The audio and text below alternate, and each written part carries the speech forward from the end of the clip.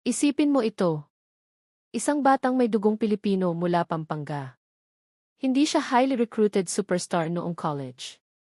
Hindi siya first-round draft pick. At marami ang nagduda kung hanggang saan siya makakarating. Ngunit makalipas ang ilang taon, siya ang naging kauna-unahang Filipino-American player na nanalo ng NBA championship. At sa gitna ng New York Knicks victory parade, buong pagmamalaki niyang iwagayway ang bandila ng Pilipinas sa harap ng libu-libong fans. Pero sino nga ba talaga si Jordan Clarkson?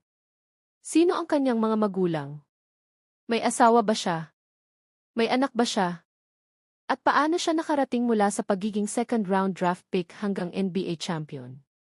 Si Jordan Clarkson ay isinilang noong Hunyo 7, 1972 sa Tampa, Florida, USA. Isa siyang Filipino-American basketball player na kasalukuyang naglalaro para sa New York Knicks ng NBA.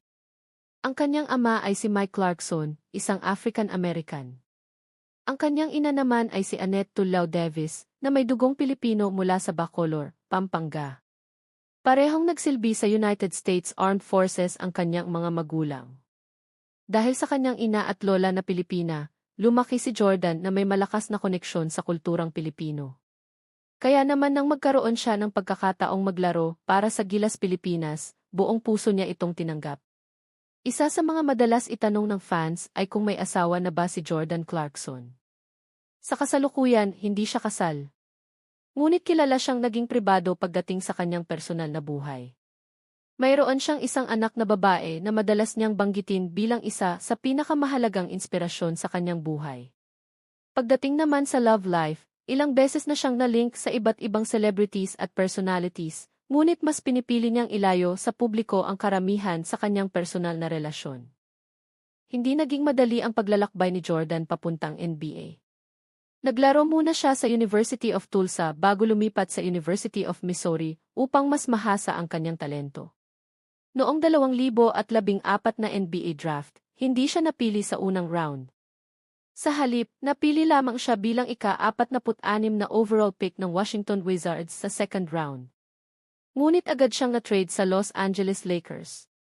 Marami ang nag-isip na magiging mahirap para sa kanya na magtagumpay. Pero doon nagsimula ang kanyang kwento.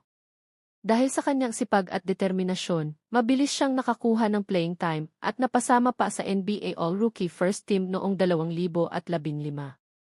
Mula Lakers, lumipat siya sa Cleveland Cavaliers. Pagkatapos ay sa Utah Jazz, kung saan niya nakamit ang isa sa pinakamalaking individual achievements ng kanyang career, ang NBA Sixth Man of the Year Award noong 2021. Sa kabila ng kanyang tagumpay sa Amerika, hindi nakalimutan ni Jordan Clarkson ang kanyang dugong Pilipino. Kinatawan niya ang Pilipinas sa iba't ibang international tournaments, kabilang ang Asian Games at FIBA World Cup. Sa bawat pagkakataong mabanggit ang Pilipinas, makikita ang kanyang pagmamalaki. Kaya naman mahal na mahal siya ng mga Pilipino. Para sa marami, siya ang patunay na kayang makipagsabayan ng may dugong Pinoy sa pinakamalaking basketball league sa mundo. Noong 2025, matapos ang ilang taon sa Utah Jazz, pumirma si Jordan Clarkson sa New York Knicks. Marami ang nagtanong kung kaya pa ba niyang makatulong sa isang championship contender.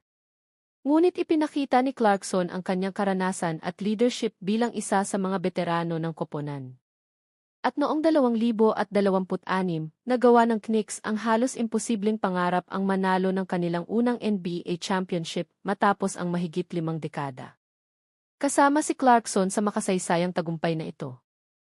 Sa pagkapanalo ng Knicks sa NBA Finals, naging kauna-unahang Filipino-American player si Jordan Clarkson na bahagi ng isang NBA championship team.